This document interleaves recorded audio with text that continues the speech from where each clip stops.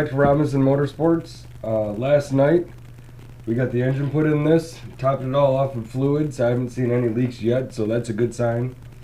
Tonight I'll be putting the car back on, subframe back down, rear tire on, get this thing off the stand, plastics, whatnot, get everything done.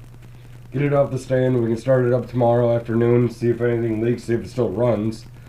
And then all that done, put Project Woods Ripper back on the stand. I'm going to take this head, put it on there, measure the squish of it so we can send it off to Apex, and get the head machined for lower compression. And I heard that my regulator rectifier bracket that I pretty much drew up, made a little stencil of and whatnot, that's coming back from one of my buddies that cut it out for me out of aluminum. We're going to see how that fits up and wire the lights, continue on that project. So let's get to work and get this thing off the stand.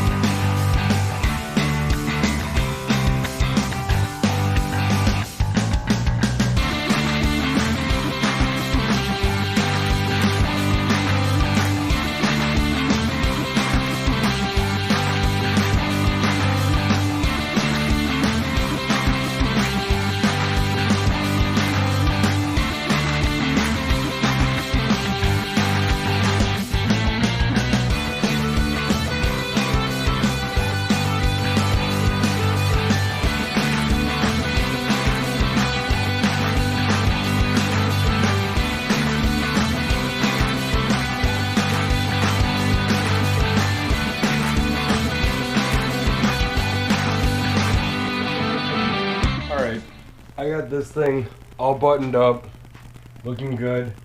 Can't start it right now because it's 11:30 at night. So tomorrow it's supposed to be nice. I go out, start it, maybe ride it up and down the road a little bit, see if it works great. So let's get Woods Ripper going. Get this thing off the stand. Get that up here. I know there's not a tank full of gas and a seat on this, but you wouldn't believe how much lighter the 125 is compared to an aluminum framed 250. Just moving it around, I feel like I can just pick this 125 up and put it on the workbench. Where was I? Forks or measuring squish? I think I'll measure the squish. So in order to get this head off, we gotta take this coolant line off right here. So we're gonna go ahead and drain the coolant out of it. I looked it up, it only takes about a quart. So pull the drain plug here, drain it into this.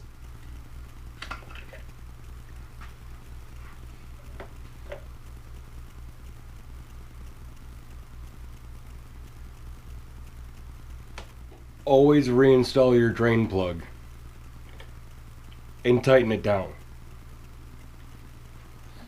Alright, now we can pull that hose and remove the head.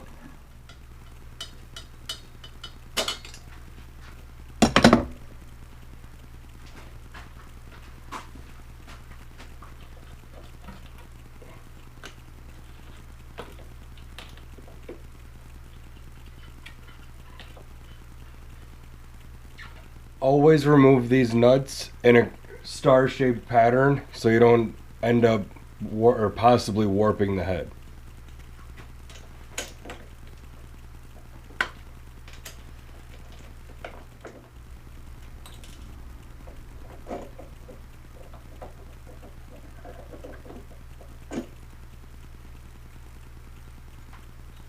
Alright, now that we got the head off, I gotta take the stator cover off on this side so I can turn the engine over when I have the solder inside the cylinder.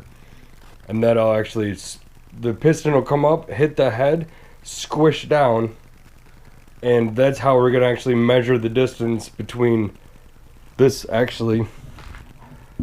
groove right here, between this face, which is the squish face, and the piston. We want to measure that distance, and we can't just measure it here because we don't know how far the piston actually comes up. So we're going to go ahead and remove the stator cover. Alright, now what we're going to do is we're going to take solder. As long as it has a core in it, you should be fine. This is, let's see, 1.6 millimeter. The squish on this should be around like 1 ideal. It could be a little bit more than that, it could be less, but for 125s, I'd really suggest 1.6 millimeters. As long as it's got a core, you should be fine because you just want it to squish. Basically, you want it like a piece of aluminum foil to put in there, squish down, and then you can take a set of calipers or a micrometer, measure that, and that's what your squish is. So we're going to take a piece that's about as wide as the head is, just to be, it can be a little bit shorter. So we'll go about that wide. Cut that off. Then what you're going to want to do is bend it in the middle and then make like a little hoop. Just like that. I'll measure this. This looks a little wide. So what I'll end up doing is cut these ends off.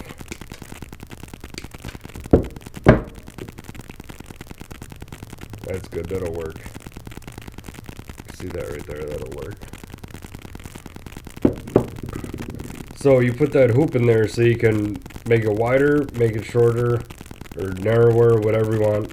And then you always put the tip of it towards the exhaust. Just like the arrow, that's what your tip's going to be. When you put it in the cylinder now,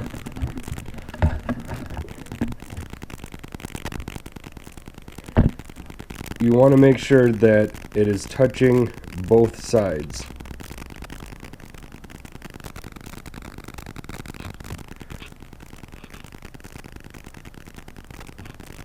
Just like that. We'll put the head back on, and then we'll take a wrench or socket here, and we'll turn this and squish it up into the cylinder head. Make sure it goes past top dead center, and then we can measure it. So let's go ahead and do that. The head that I'm going to be sending, not the one that came with the bike. This is the one that's matched from the factory. This is the factory head. This is an aftermarket, not aftermarket, a used head. If you look, it says 5UN stamped on it with a G2. Same with this one, 5UN G2. Same exact head, just used. All right, we're all torqued down. All we have to do now is spin it past top dead center. I actually set it up so I'm going to be spinning this clockwise. Make sure we don't over torque this bolt or this nut, but we should be able to get a good squish with that.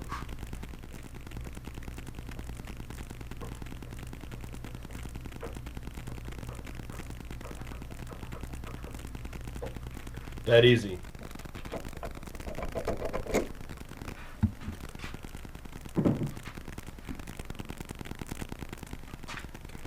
And there it is. You can see both ends are just flattened. That's perfect. That's exactly what you're looking for.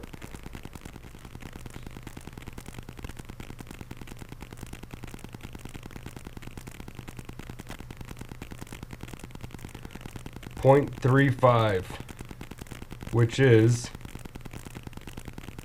0.35. That's actually a really good squish. That's exactly where you want it to be.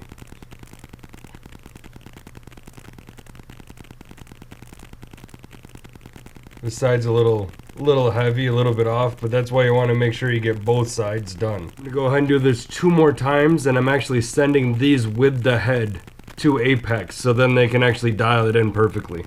All right, I got my head. My 3 samples came out pretty good.